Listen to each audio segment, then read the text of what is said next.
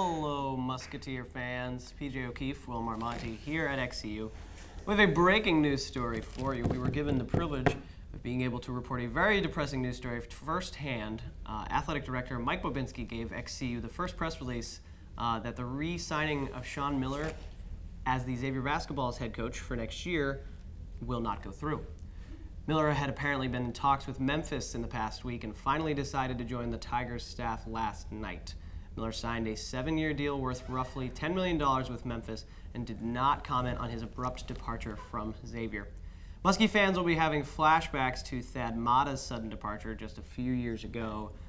With John Calipari's transfer to Kentucky, Miller seemingly jumped on the opportunity to get to a school that had the capability to get to the Final Four every year.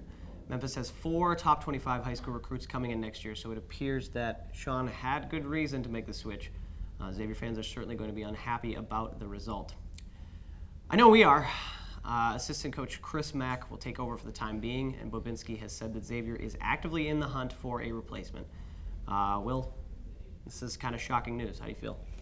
Yeah, I think it's just a sad comment on sports today. It happens all the time with players, but I feel like players switch teams all the time in the pro leagues, and I think college basketball, and not so much college football, college basketball is starting to be like that with coaches.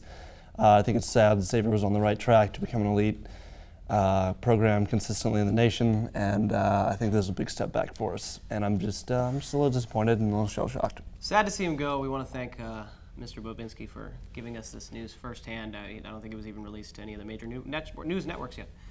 Well, we all know the basketball season is over after Xavier's loss in the Sweet 16 to the #1 seeded Pittsburgh Panthers.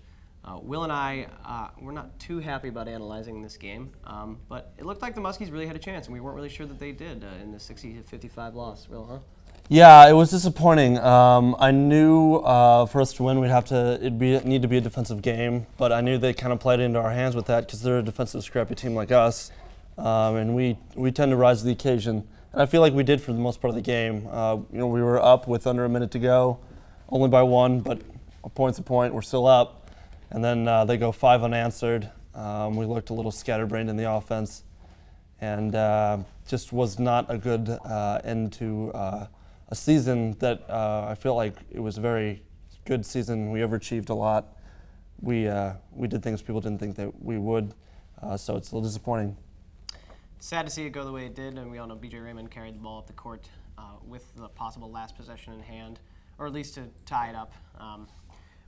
Didn't really go so well. DeJuan Blair got the steal on that one. Well, B.J. Raymond was selected as, this is good news, selected as one of the 20 All-Stars going to Detroit. Yeah, that's really nice. Congratulations, B.J. It's an All-Star game of seniors. Despite that last turnover where you dribbled when our passing was the key to our half-court offense. Had to get that in, but now I'm done. But congratulations. Minor details. We'll see you next year. No, we won't. Final 4 matches will be played out today. UConn's going to take on Michigan State. UNC will meet Villanova to see who goes to the national championship Sunday.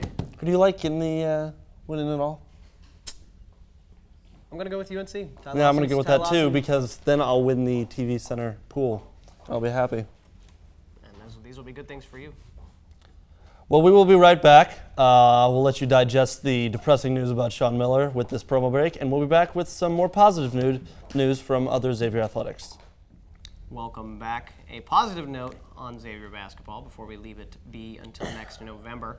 The Cintas Center was officially voted the 3rd hardest place to play in college basketball. Good job, fans. Good job, Will. Way to go, me. All of us. Excellent job on the voting. That was on easports.com.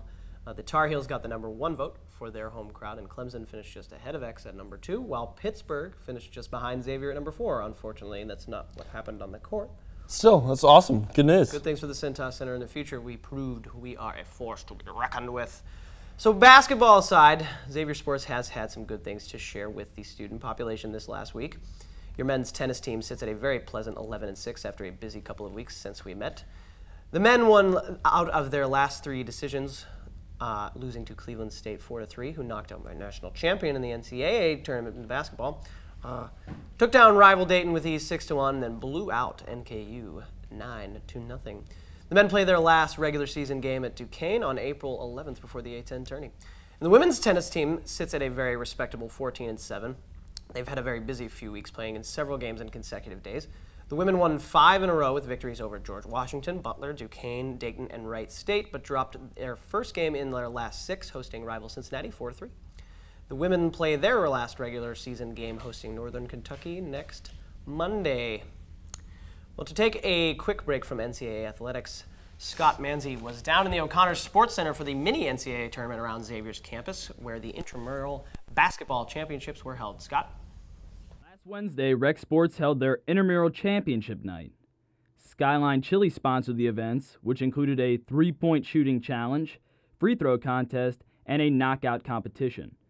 Sharpshooter Alex Burkhart won the three-point challenge, Rich Delano won the free throw contest, and Jimmy Lee walked away the knockout champion with a Skyline Chili gift card. The events of the night culminated in the Men's Rec League Championship.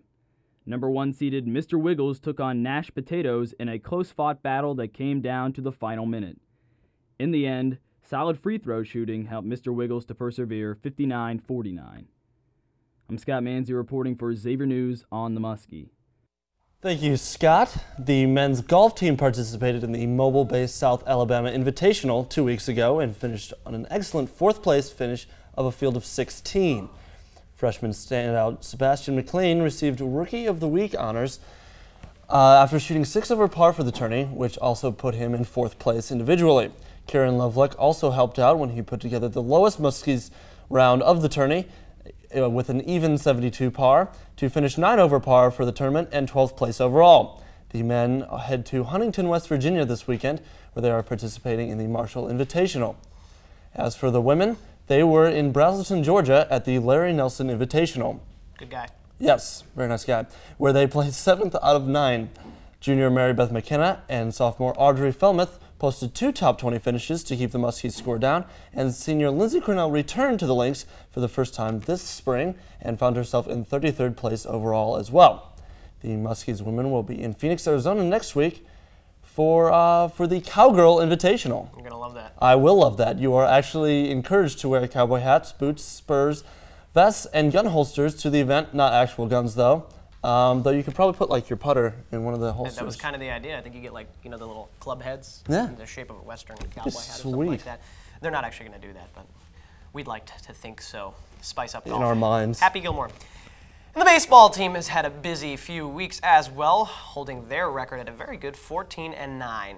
The men swept St. Louis in a 3-game series, defeated Marshall and Indiana in 1-game stints, dropped 2 out of 3 to URI at home, lost to the number 22 Ohio State baseball squad in the country, and most recently edged Miami of Ohio 9-7.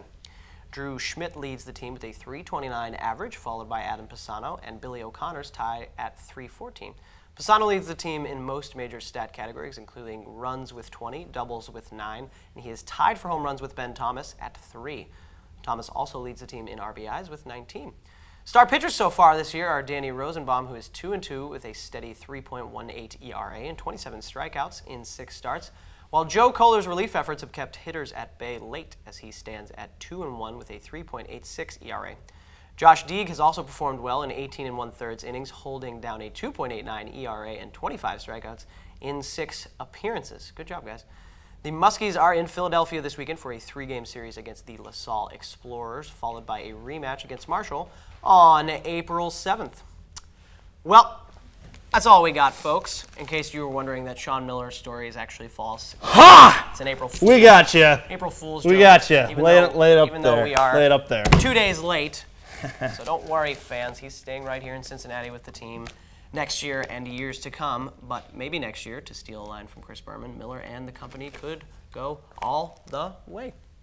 That was, I can't believe you just did that. You're welcome. That's We'll find so out cliche. that next November. We'll be back again next week looking at Sports Closer Up as we try to do closer and closer each and every week. It's also same-sex hand-holding day. So Xavier News will be right back with 2 guys holding hands. 28-year-old Kyle Weigel of Newark, Ohio, was charged with drunk driving after he wrecked his motorized bar stool this past weekend. Motorized bar stool? Weigel was hospitalized for minor injuries and told police not only did he have 15 drinks before mounting the bar stool, but his bar stool could reach up to 38 miles an hour. That's awesome. That is so sweet. I'm sorry. I'm totally trying that. Yeah. Not drinking now. Drinking driving is bad. Well, from the whole Muskie crew, thanks for joining us, and see you in 2 weeks.